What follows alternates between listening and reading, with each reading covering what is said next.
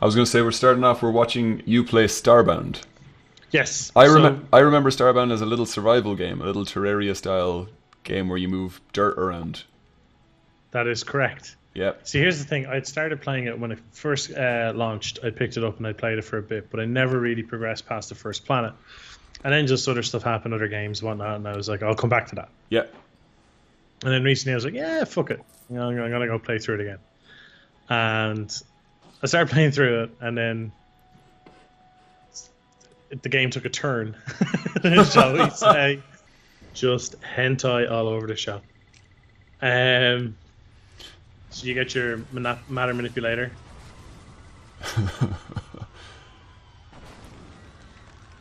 Which has a pickaxe inside it. It does. It's a little bit. The first thing you do is get a pickaxe and move some dirt around. So it's a little bit of a Minecraft start.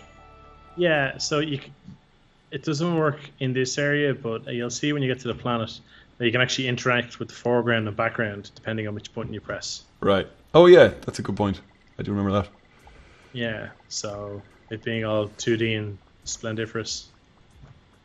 Yeah.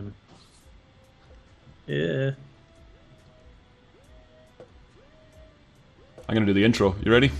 While you're doing this. Go on. Hi, I'm Jonny Lynch, and somewhere on your screen right now, that other handsome man is Glennon. We're here to examine how tropes and themes bleed across movies, TV shows, and video games. Welcome to Dystropia. He said the thing. I just realized that we never do intros when we start doing videos. We just launch into it. Yeah. This is true. Yeah, you got a broadsword just there. I know. It's just such a weird little thing that they randomly give you at the start where you're like, okay, so, right, we're doing mixed metaphors here, but that's fine. Broadsword and a matter manipulator. I think it's they're basically to the extreme doing the Metroid thing of depowering you at the very start of the game. Yep. Okay, so we're rebooted. Yeah, Sail. I will help you. The Earth is attacked, subsequently annihilated. You've no idea where you are. So you're told to investigate the planet below. So whenever I think of Starbound, this place where you are now, that's what I think of, is somebody walking around a 2D planet. Yeah. So it is very much similar to the likes of Terraria. There's a power source on the planet.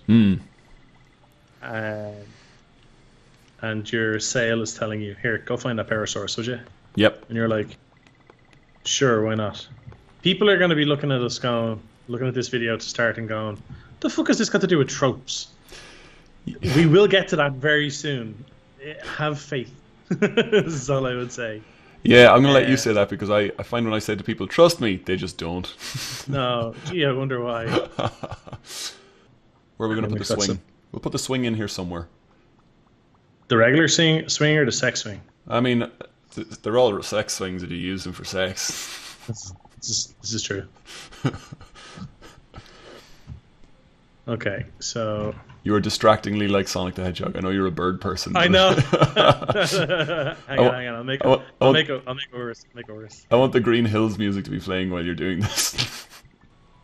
Okay. I was going to say, oh, look, you found something interesting, and then you immediately hacked it with your sword, and I was like, okay, so this is how we interact with things. That's fine. I was hanging out with some people.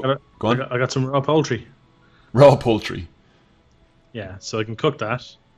So if we go in here... That's probably fine. I'm a mammal and I eat mammals. I wouldn't worry about it. I know you're an avian, but that's... It's grand. It does look like Pokemon, but it doesn't look like actual Pokemon. It looks like you're at a convention, and these are the people who chose to dress as their favourite Pokemon. They're a little bit too bipedal for me.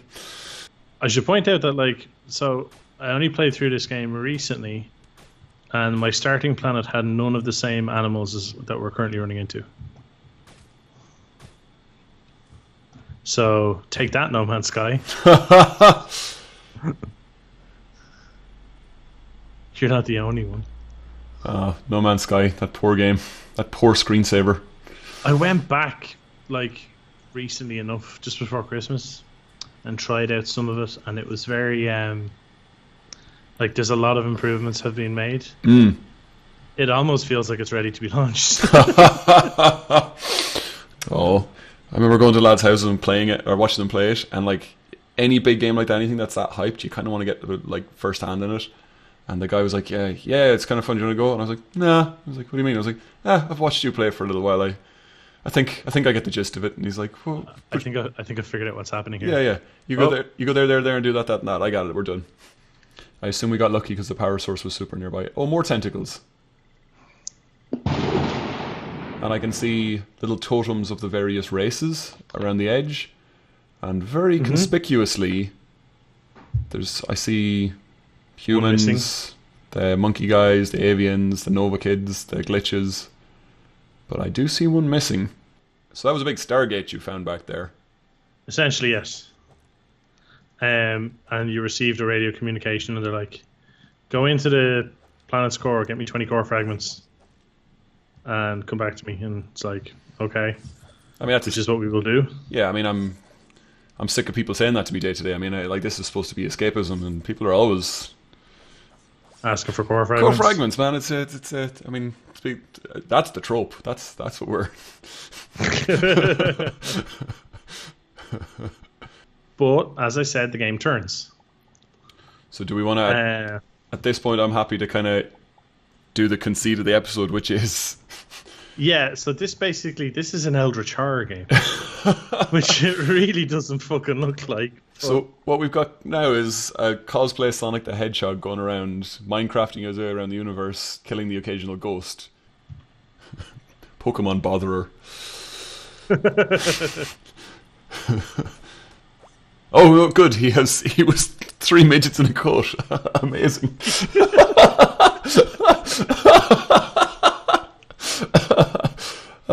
Terrific. So I'm interested in the tonal shift because currently I'm literally interested in the color tone shift because when you're playing now looks like quite a cartoony game. Yes. And traditionally when you go Eldritch horror and stuff like that, everything is darkness and black and red tentacles and like green lighting. Yeah, this is more kind of monolithic grey. But when you go there, you can literally see other planets hanging in the vastness of space behind you. Interesting. I watched Annihilation on Netflix there the other week. So what's it like? I've read the book, but I have not had a chance to watch the film yet because I've been under. Yeah, I watched it apropos to nothing. I just saw it came up, was recommended. I liked the art style and the kind of spotlight thing on Netflix, and I like Natalie Portman, so I decided to give it a go. Didn't know concept art was what's his name again? Jock. Ah, very nice. Yeah, that makes sense. I didn't know it was a book series. Didn't know anything like that. Started watching it, and there's a thing that I really like. I was saying just there about how usually when you go Eldritch horror, the idea is it's like if you want to go Eldritch horror, it's nearly set in the vastness of space or something dark and foreboding or like something really, really weird. But I quite like. There's been a couple of things recently that have gone for really, really colourful horror. Yes. The one I really liked recently was in Ash vs. the Evil Dead. There's a bit where they summon a demon, and the demon, instead of being painted like a red dude, or instead of it being like shrouded in black darkness, or instead of it being a smoke demon, it was a bright blue creature who looked like your TV was glitching. Like he's this weird mouth that was kind of, his skin was pulled back and his teeth were exposed, and the teeth were fine. They looked physical, but his skin looked like it was rippling, and it was like there was something wrong with the color of your TV, that it kept shifting and vibrating in space. So it meant he was very colorful, but it had that kind of feeling of, it wasn't cartoony or horrible. It was just like unnatural. But for people who grew up staring at screens, that's what the shorthand is for something's wrong. Is something won't sit still, something keeps kind of vibrating and pulsing. And Annihilation was very good like that right from the get go. The things that were wrong, the when they go into the this area, Area X. Area X. It's like a rainbow ripple, and it looks like, again, a screen is pulsing. It looks like something. There's a banding problem on your device, but in physical space in real life. And as well, like some of the ideas that this thing has landed, something has crash landed, and some area is expanding, and from within they can't get radio signals out. They're sending teams of people in, but they're not returning. Then eventually one of the guys does return, but doesn't return where he went in. He returns elsewhere on Earth. He returns back to one of his loved ones, but really fucked up, like really messed up. His mind is destroyed, and that'll, as we're kind of chanced, that's one of the tropes of like the classic trope of Lovecraftian horror and Eldritch horror is you go insane. It doesn't just physically hurt you; it can fuck up your mind. It can well, it's take usually your memories. more than anything else. Like, I mean, one of the kind of key things with the likes of Eldritch horror and particularly Cthulhu mythos is you're so below the creature's notice that it never actually attacks you. It's just the sheer wrongness. Yep. And the sheer revulsion fucks with your mind to the point where your brain just goes no and taps out.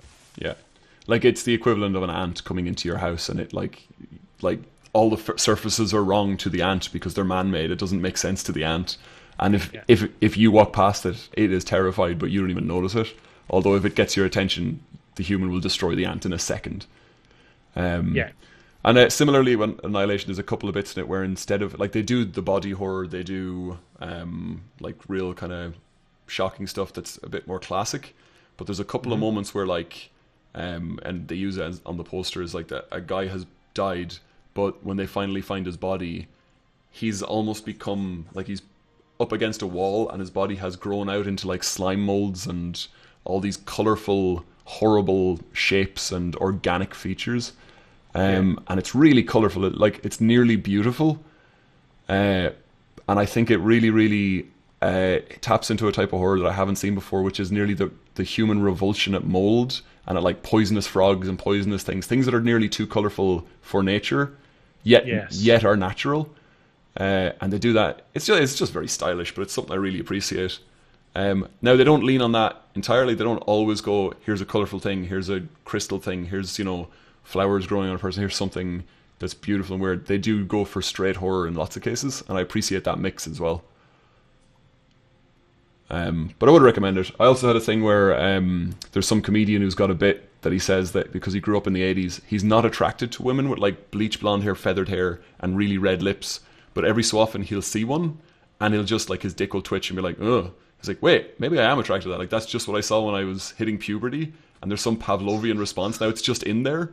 That if you do a Motley Crue video, he'll see it and go, ooh, yep, that's doing something for me. Didn't realize that was something I was into. I was getting the same. I grew up in the 90s. I was getting the same with Annihilation, where like at one point Natalie Portman's wearing combats, and she like just rolls over to get something, and it just for 1 second I'm looking at her ass going, oh, apparently I really like girls in combats. This is because I grew up watching like girl bands, and like all the girl bands in the 90s were tank tops and combats. And I was like, okay, well I guess that's just in there now. That's awoken.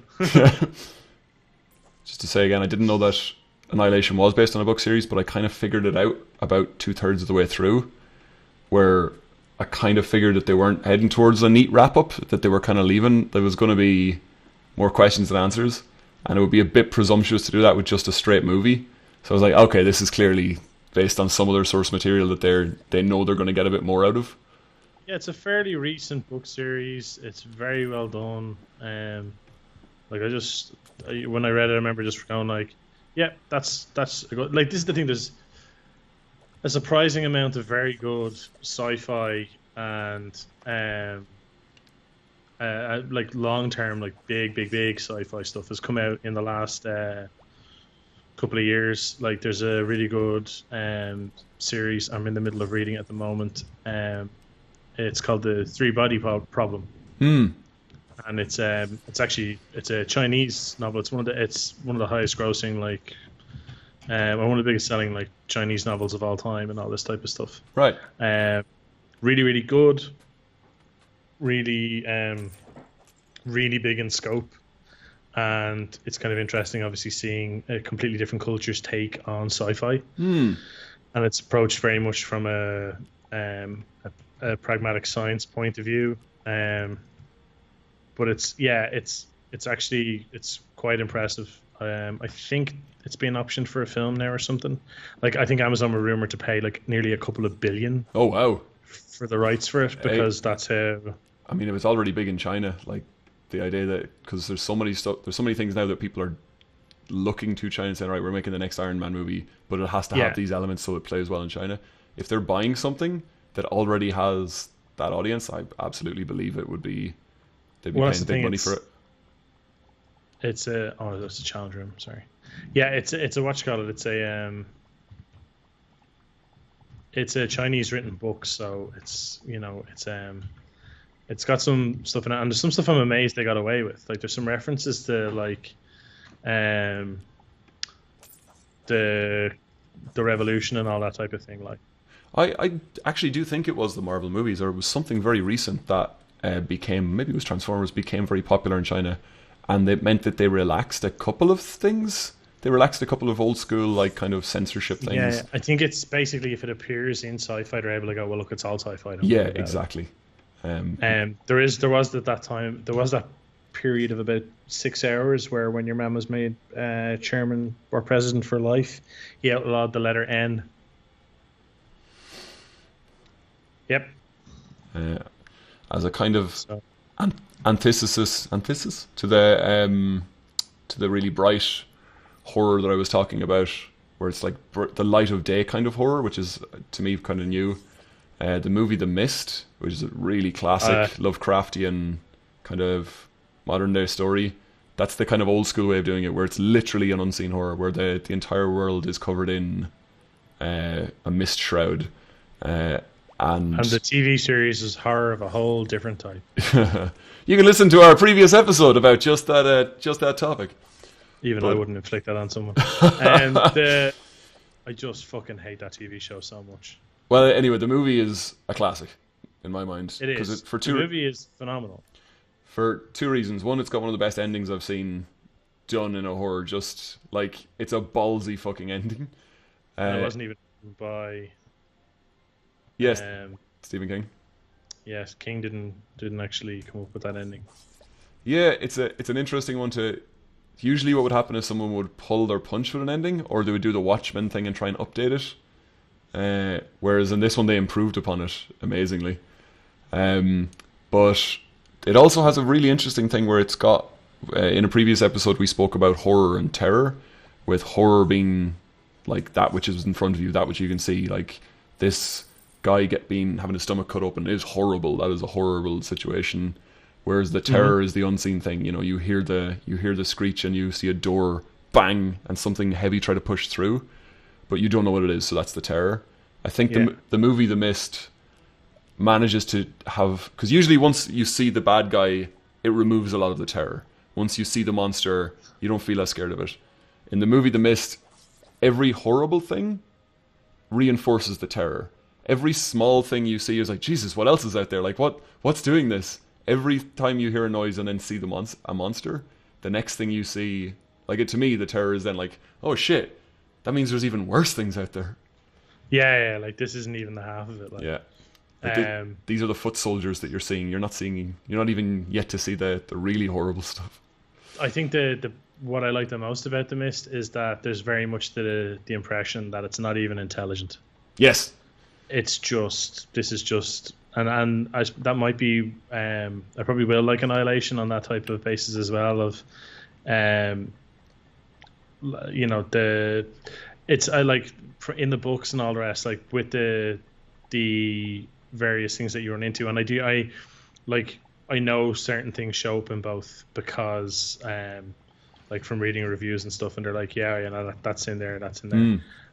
But I don't want to spoil it because it is quite recent, so people might not have had a chance to watch it yet. I have a couple of examples of other things I want to talk about that touch on some of the points of the Annihilation, but I don't want to literally talk about Annihilation just because it's one of the most recent things we've ever mentioned on the podcast, and it's one that people can go and just watch right now. But there is a fine pedigree between Event Horizon and Sunshine and Life, and a few, like Life is the recent one. They like the Lovecraft in space thing.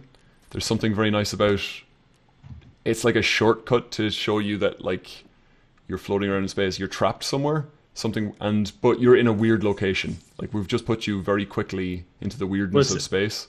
I think it's also the whole thing of it's a completely self-contained artificial structure. So when they start fucking with it, then you're like, well, that doesn't look right. Yeah. Even though you don't know what a spaceship is, what the inside of a spaceship looks like. You've seen enough films, you've read enough books, whatever, and you're like, this looks decidedly wrong. This is the boss here. I think in my mind I was just looking through some of the space movies today, and I think it's like back in ye olde days it was seafaring, because that was so alien to people that that's where people would have stories of mermaids that would fuck with your psyche and have sea monsters that were giant but unseen just below the surface of the water. Yeah. And now it's space travel because you can use all the exact same things of the old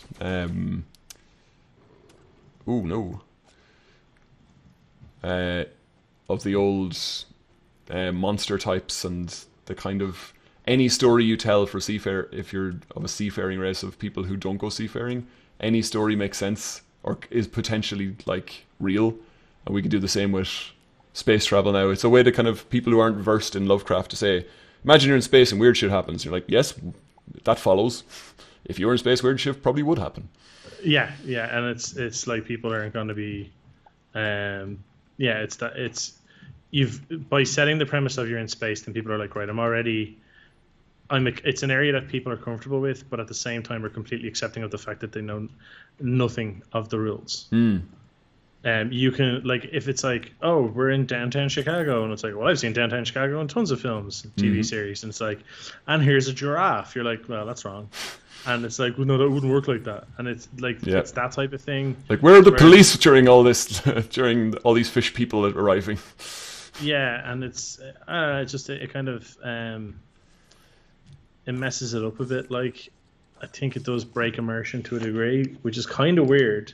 Because like I said, like a giraffe could show up and you'd be like, "This is stupid." If a giraffe showed up on the space station, you're like, "Oh, hello."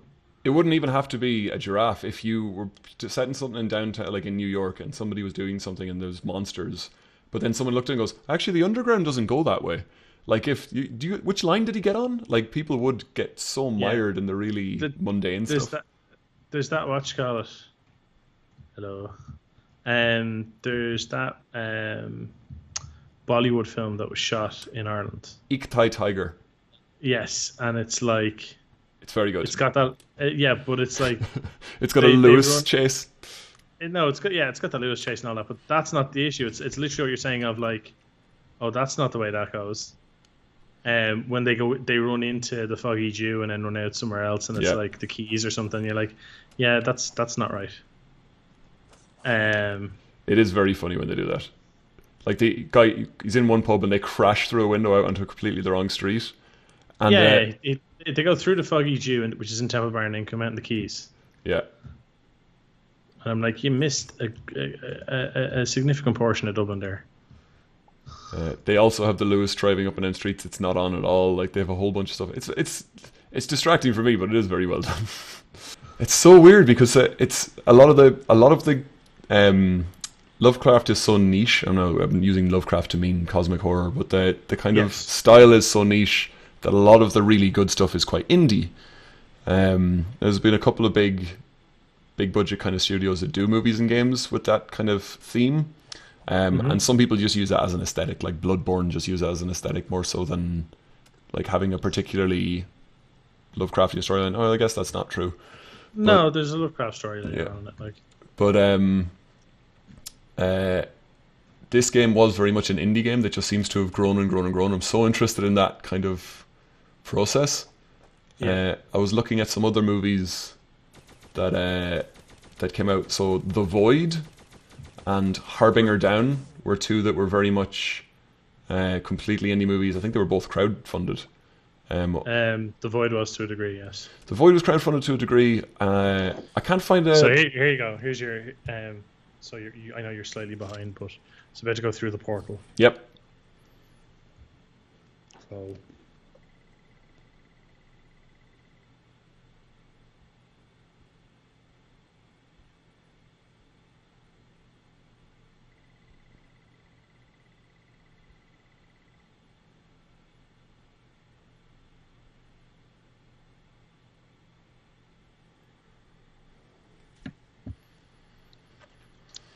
I don't know if you've caught up there, but...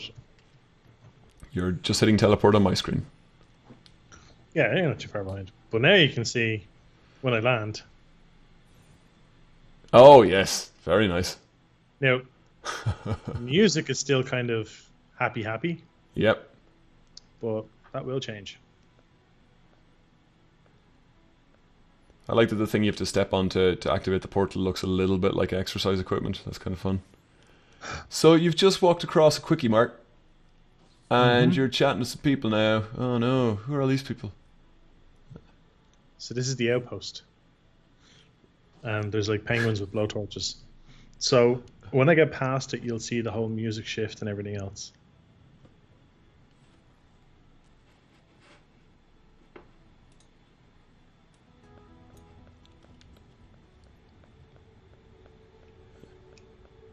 Yep.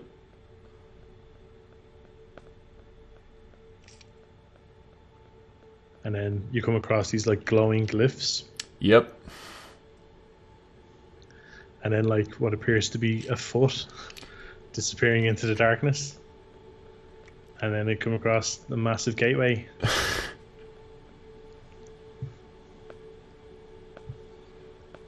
Here lies Ozymandias. And this is the part where my brain kind of went, there's more to this game than I realised. Good lord. You get a little cutscene, a little... Yeah. I've got Granny's space chair on my screen. She's got her little spelunky pick.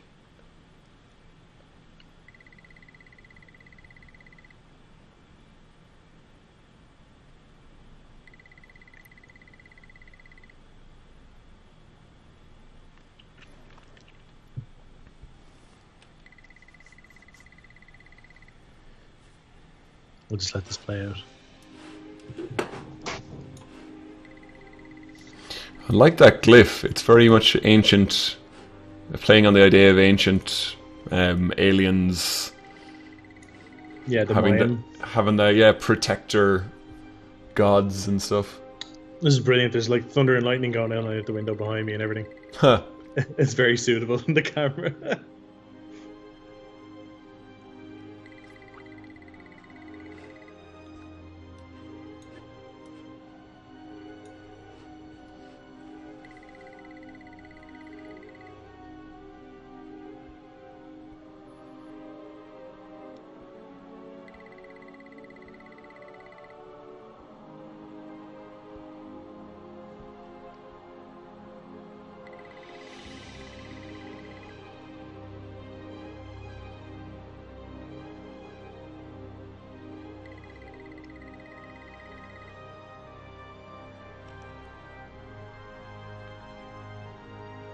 Six chosen races.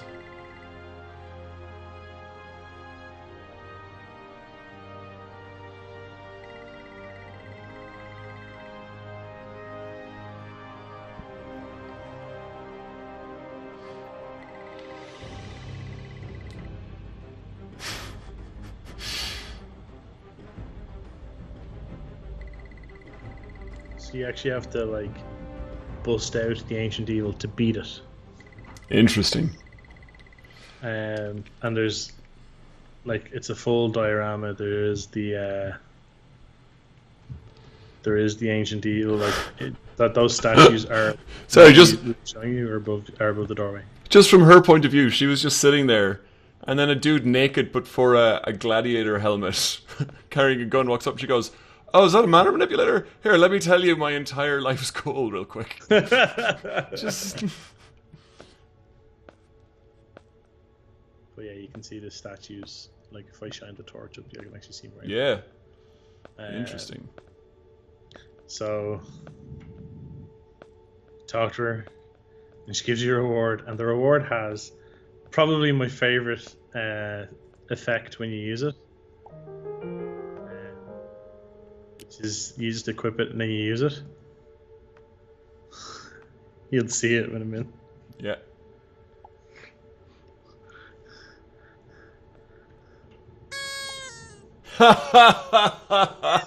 So anticlimactic. Oh, that's amazing. So yeah, like this is when I was kind of like, holy shit, there is a lot more to this fucking game than I realized. Because like I said, I played through the tutorial and then I left it for like nearly a year and a half and then went back to it. I played through the tutorial, dicked around on the first planet. Didn't realize you could find that mine shaft. Didn't get everything. I was digging down to the planet's core to get the core fragments, and then I get to I come back and I'm playing through it and I'm like, yeah, this is kind of interesting. Yeah, it's kind of different. Spicy. Then I get to this and I'm like, okay, yeah, it's a lot more than I remember. I just love the audio. That kind of that shift is good. Yeah, and it's like the weird thing is like you're still essentially the same art style, but suddenly it's not so cutesy.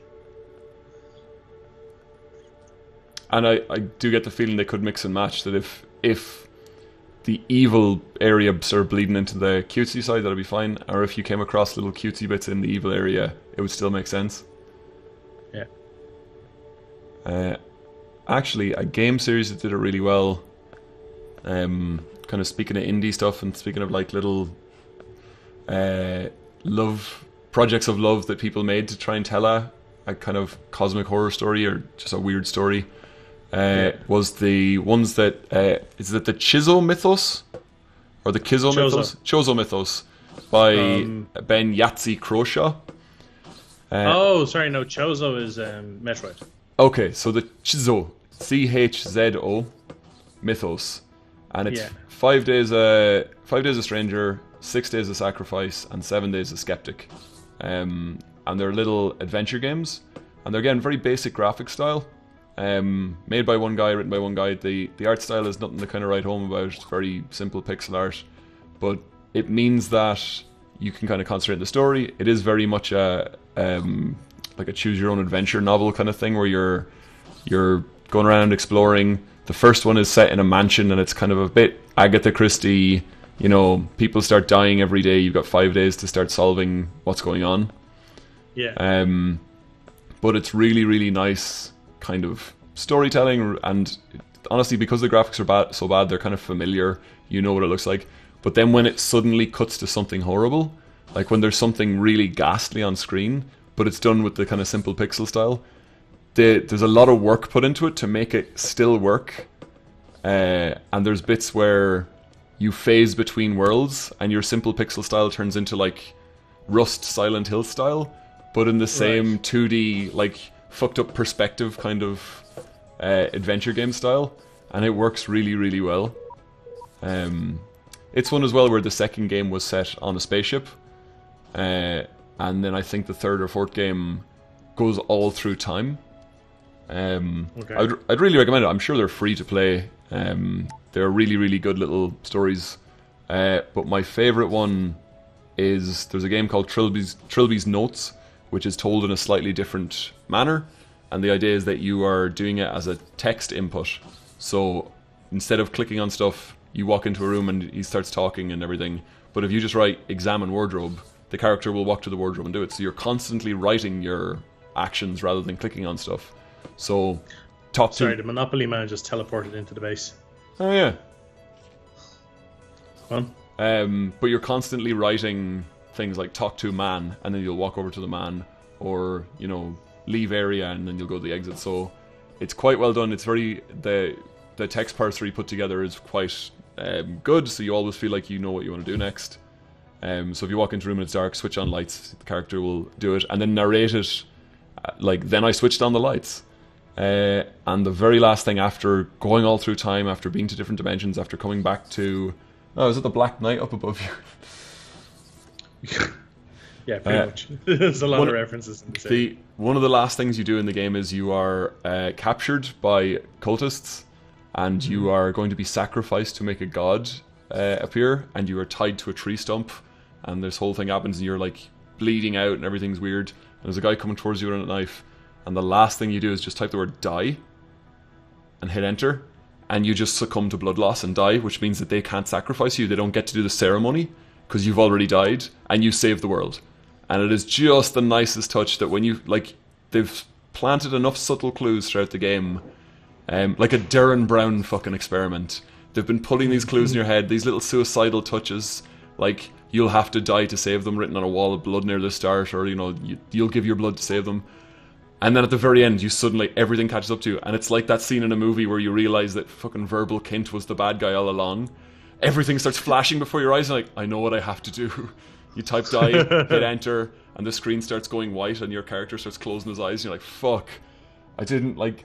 But the fact that they prompted everything to get you to exactly that moment, and that's one of the endings, is perfect. And if you don't do it, like, the ending is that the Earth explodes and, you know, is consumed by an evil entity. And if you do die, you get, like, a voiceover ending of, like, you know, if the Earth is safe for now. And it's such an interesting way, because you can't click on things, because you have to type it. There's no clues on screen at that moment. There's nothing to indicate that that's an option. Yeah, I like that.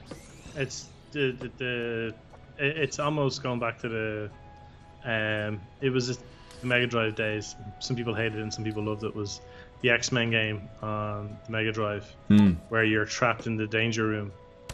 Cerebro's malfunctioned, and there's a point where you're playing and you get to the end of one of the areas, and because it's the danger room, and it's like essentially a holodeck. It's like you're going through all the different zones, and then it's like, quick, Scott, reset the computer, and you have to reset your Mega Drive to proceed. Yes. That stuff that just...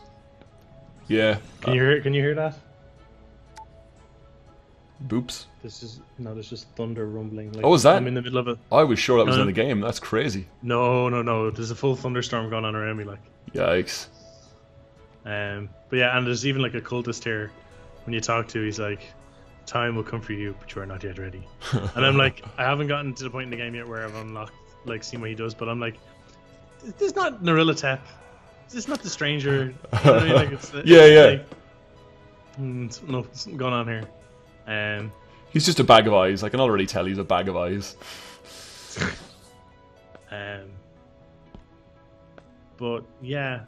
So that's the thing, like, we just wanted to do this kind of quick episode. I think we can wrap it up there, but we just wanted to do this little kind of quick thing just to kind of show yeah, there is kind of... I liked how much of an outlier this is and how it's treating this kind of Eldritch horror thing. And it was kind of a bit of a hidden gem. I know a lot of people who bought it, but I don't think a lot of them gave it a lot of time, because when it came out, a lot of people I know picked it up. There was so many other games coming out around the same time that it was quite easy to get lost in the mix. When you were describing it to me, I thought you were saying that there was it was just one little side mission, but it does seem to be the main story. It does seem to be that the... There's the Silver Samurai. Oh yeah. Sorry, there's like so many character references. It's ridiculous. I saw someone that looked like a Destiny hunter or something go past you as well, in a rainbow hood. It was very interesting. Yeah. But yeah, so we just wanted to do this kind of thing to, like I was saying, show off. This is, you know, this game's a bit different. If you have it, you might be like, actually, yeah, we'll go back and try that out. Or if you were considering it, or if you kind of seen it on the store, and like it is very highly rated, and it's just a game that like you can put it on casual mode and just relax and actually explore. Like I have kind of shown you the quick way of getting through the start, but like every planet you go to, you have to do a whole series of different tasks, and you're analyzing the world around you. So like you have this function to be able to investigate things, and when you gather enough data, you can start progressing the storyline in each of these areas. But there's loads of missions on each planet, like, and you basically have to find a world for each of the races, and sometimes worlds, because there won't be enough to do on one planet to get everything you need. So, yeah, it's quite good. So I just kind of wanted to give those a few details and show it off. We're going to be doing content that's more kind of bite-sized as well. But we still have the big episodes, but we want to kind of weave stuff through it. Just because with the move to YouTube, we have these options to do. We have more options, I suppose. So we can heavily edit this down and show you guys a more kind of refined version of it, quick pointers, that type of thing. Yep.